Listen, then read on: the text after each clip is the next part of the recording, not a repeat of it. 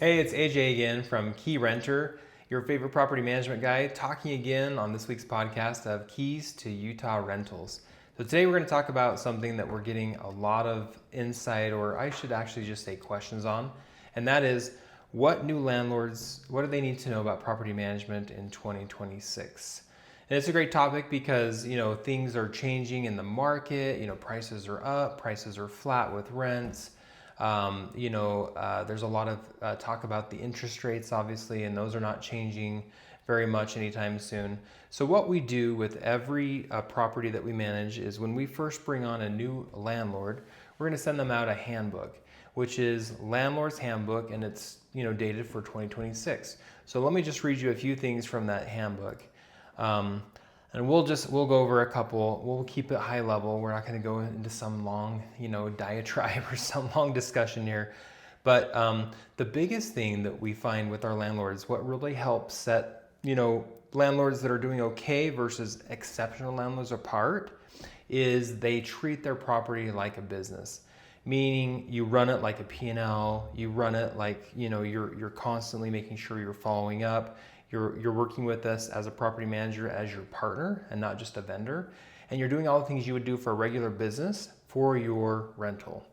So that really helps a lot. The second thing is have a financial reserve set aside for the unexpected, quote unquote. And there will be unexpected things happen. I mean, we're going to manage the maintenance for you. We're going to help with the different elements of answering tenant questions. We're going to make sure that we're doing inspections every 4 months. We're going to do all those things for you, but things will break. Windows will go bad over time, and floors will be just over time. They'll start to bubble, and you're going to have baseboards that eventually kind of come off, and hardware that needs to be replaced. Things are going to happen. So have some money set aside. We again encourage about 3 months so that if something happens, you're not scraping the bottom and trying to figure out how am I going to make it till next month's rent comes in. So that's really important. We saw that happen this week where a landlord was they were getting ready to sell a property that we manage, and they didn't have any extra reserves. And so to get it sell ready, they had to do a couple of additional things to make it look nice. And that was really tough for them. So have those reserves set aside so that you can run it like a business, so that if something happens, you're covered. The third thing is, and I hate to say this, but it's expect the unexpected. Things are going to happen. It's kind of like construction where, if there's something that could go wrong, not always will it happen that way, but things can go wrong, right? Windstorms can come up, fences can come down, shingles can blow off the roof, minor floods can happen in window wells. There's all sorts of things that can happen, so just expect that. Then if it does happen, you won't be as concerned or stressed out. The fourth thing that we often tell our landlords, and that's in the handbook, is budgeting. Make sure you're budgeting appropriately. And what that means is save between 10 and 15% of the rents coming in for your property and put that into that reserve that we talked about earlier. That'll just help you sleep at night, if nothing else, and help you know that you have a cushion if you need to do something, some sort of update or fix, something that's damaged or something that breaks. And that just really helps our landlords a lot. And then this is going to be an obvious one, and I'm sorry if you're like, duh, but this one's important because plan on maintaining the property. And we don't typically bring on landlords that don't have a long-term plan to keep their property in good condition, but it has to be rent ready. It has to be appealing. It has to be exciting. You have to see that as a tenant on the marketplace and realize, oh, I want to live in a place like that. So don't get into this business thinking I'm going to get by with the minimum. I'm going to have the tenants live in slumlord mania. That's not it. We're going to make sure that we manage properties in the right way so that they look good long term and they get you the highest return on your money. And we expect you as a landlord to do that as well.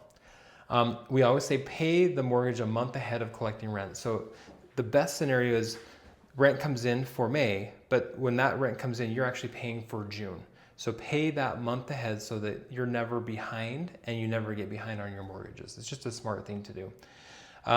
We also require our tenants, to have a rental policy, and that goes for our landlords too. You need to have that property well insured for physical issues, actual property issues and/or bodily injury issues, make sure you have a good insurance policy. We'll probably ask for that insurance information and will be added on as a loss payee so that if something happens, we can go to that insurance company on your behalf as well.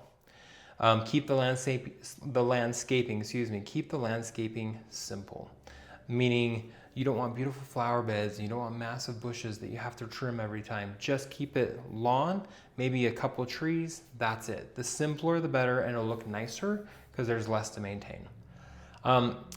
Clean slate. So this is the issue we've had in the past few months is owners will move out of state, for example, and their property is ready to be leased if they were living there prior, and they leave an RV there, or they leave a couple TVs, or they leave some furniture in the basement.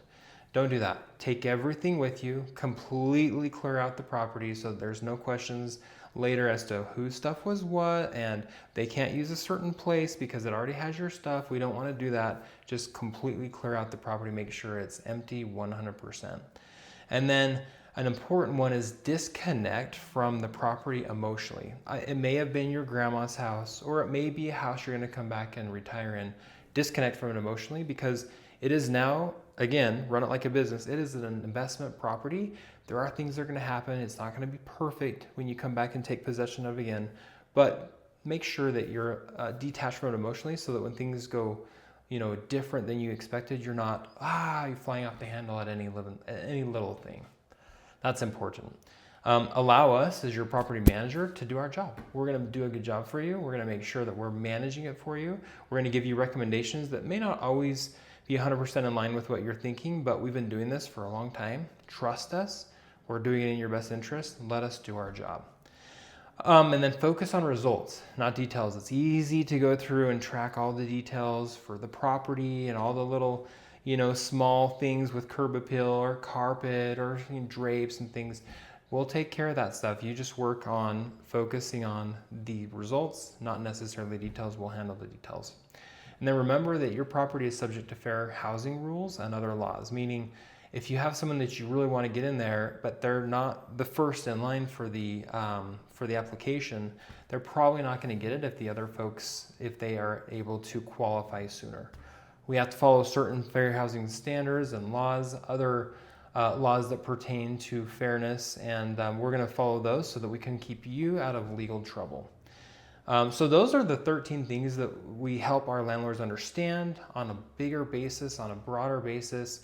The handbook we send out will give you all the details with each of those things. But if you can do those things, you're going to be really successful. If you can do those things, you're going to be really successful as a property owner, and we're going to be successful as your property manager. Let's win this together. For more information, go to KeyrenterProvo.com.